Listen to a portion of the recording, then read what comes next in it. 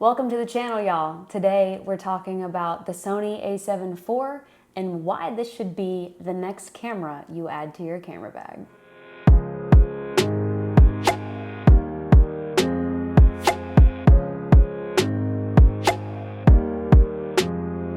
I've been a Sony shooter for years. I originally purchased the Sony 6600 way back when and quickly realized I needed a full frame sensor. So I then jumped to the Mac Daddy at the time, the Sony A7R IV. Now, having that large megapixel camera has been absolutely phenomenal, but then I quickly realized I would love to have a second body, a backup for big trips, as well as doing astrophotography. I love having two cameras pointed in two different directions. One at the Milky Way and one capturing star trails. So I picked up the Sony A7 III. Now, having shot with the Sony A7 III for several years, absolutely loved the thing. Sony launched this back in April of 2018, and I felt like it was a wonderful camera. So when they announced the A4, I was kind of like, I don't need to upgrade. I'm very proud of myself because with Leica, they announced the Q3 shortly after I purchased the Q2, and I made, I think, the smart decision to not upgrade. So I was like, wow, man, I'm 2 for 2, not gonna upgrade. Well, after some contemplation and some of the tips I'm gonna go over today, I actually made the decision to upgrade to the Sony A7 IV.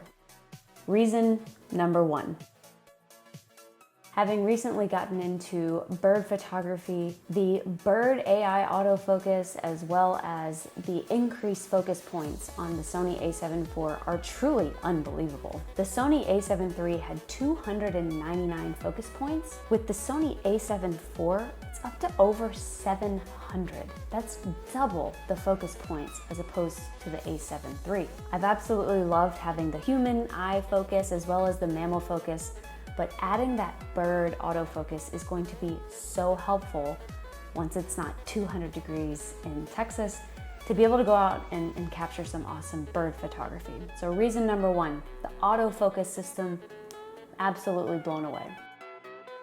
Reason number 2, I've been on YouTube now for almost a year, and having a camera with a flip out screen, I didn't realize how big of a deal that was going to be. I recently purchased the Sony A7iv as a desk setup. I'll show maybe a picture of my messy desk and how I use this when I'm at home. However, being able to have a camera in the field with a tilt out screen to frame up a video is absolutely paramount. Not to mention when you find yourself in precarious situations where the camera's low or it's high and you need to be able to see what you're shooting, a tilt screen is very, very convenient. Now, for the Leica Q2, I don't want a tilt screen and I stand behind that.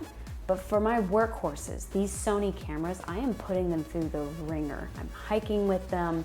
I'm putting them on tripods in harsh conditions all over the globe. I really like to have that flexibility. And so now I've noticed after shooting with the Sony A7 IV for a little while, when I pick up my Sony A7R IV, I really miss the pop-out tilt screen of the A7 IV. The additional feature for the screen is the fact that the resolution has improved significantly over the previous model of the A7 III. So again, reason number 2, the tilt screen, it's really, really nice. Reason number 3, having a dedicated record button that's not awkwardly in the back of the camera is so simple, but yet was a great reason for me to make this jump, especially because I am planning to phase out my ZV-E10, which I love you, little baby, but I'm gonna try to start shooting all my video with the Sony A7 IV. Reason number 4 to switch to the Sony A7 IV, improved video capabilities. Now, I honestly don't know if I could tell the difference between 4K, 8-bit, 10-bit, 1080p, I don't know. The fact that a $2,500 camera that I can also use as a photography workhorse is capable of 4K 60p with up to 7K oversampling, I don't know. I felt like I had to have it. And for this YouTube channel, as I continue to learn and grow, I'm looking to produce even higher quality videos, especially tell some really meaningful stories, and what better way to do that with beautifully captured video. On top of this, they've integrated what's called the focus map, and I am blown away by this feature because I'm not gonna lie, I have taken some videos, talking head content of myself before, and when I get it on the computer to play it back, I'm out of focus, and that is incredibly frustrating. So being able to see your scene in terms of a visual focus map on the flip out screen as you're recording, absolutely paramount. So number 4, the video capabilities are another reason I made the switch. Reason number 5, granted, I wasn't looking for this, but the slight megapixel increase is a really, really nice feature when you're looking at the Sony A7 IV. Now for reference, the Sony A7 III was at 24.2 megapixels, whereas the A7 IV is now at 33 megapixels. So again, I have my Sony A7R IV, but if I'm looking to do burst images or time lapses where I don't want massive file sizes, it's really nice to have a second body that doesn't eat up my computer's memory. But with that little bit of megapixel boost, what I am excited about is just the continued dynamic range story, being able to capture the highlights and the lowlights, and this camera boasts up to 15 stops of dynamic range. So that little bit of megapixel boost allows for even more low light capability, which is half the reason I switched to Sony to begin with. One additional bonus to the Sony A7 IV that I guess I would have asked for it, but it wouldn't have been the top of my list, but it's having the sensor cover close when the camera turns off. So simple, so brilliant. All positive things.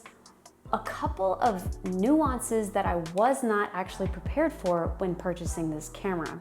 Nuance number 1. I actually went out to shoot and I brought my Ninja Atomos X. I popped open some of my gates here to try to find my mini HDMI port, and in the dark I'm fumbling around going, well, where the hell is it? Much to my surprise, the Sony A7 IV has a full-size HDMI port. This isn't a big deal. However, I only had an HDMI to mini HDMI in my bag. Again, not a huge deal. The Sony A7R IV, as well as most other Sony bodies, have the mini HDMI. So take note, full-size HDMI on the Sony A7 IV. An additional unexpected kind of note, or something I wasn't really thinking about when I purchased the Sony A7 IV. I am a huge fan of Really Right Stuff. I love their products. I have tripods. All of my cameras have had their L brackets. So naturally, when I got my A7 IV on order, I immediately ordered the corresponding L bracket from Really Right Stuff. Now, these things are super expensive, but honest to God, they're so lightweight and they fit these cameras like a glove, or typically they do. So when I received this, immediately I thought, that's weird. The portrait side, when you want to orient your camera in portrait orientation on the tripod, has a hole in it. Duh, Mallory, you ding dong. They had to accommodate for the tilt screen. So when you're opening your tilt screen, it has to have room to be able to tilt. So if your camera is low, you can still see it and it can rotate around. It just gives the screen a little bit of additional flexibility. Now, with this L bracket, I went to find my microphone port. Lo and behold, and I would never have this set up like this so far out. When I was in the field, the microphone port is here at the top. So in order to be able to access this and get even like a 90-degree microphone cable in here, this was how far out I had to place my L bracket. It's not a deal breaker, but it's just a matter of FYI in case you are looking to do video with this camera and are looking to add an L bracket like I always do. So those are my 5 tips on why I picked up the Sony A7 IV. To all my Sony shooters out there, let me know. Have you made the switch or added this to your bag? Because Honestly, it's been a really, really great experience. Although I thought it was going to feel completely seamless from the A7 III, even the A7R IV, it's been a very different shooting experience and I've liked it. If you like this video, be sure to hit the subscribe button. A like is also great because guess what? It tells me you enjoyed this video and would like to see more in the future. Thank you so much for being here. I wish you happy shooting, clear skies, cloudy sunsets, all of the above. We'll catch you on the next one.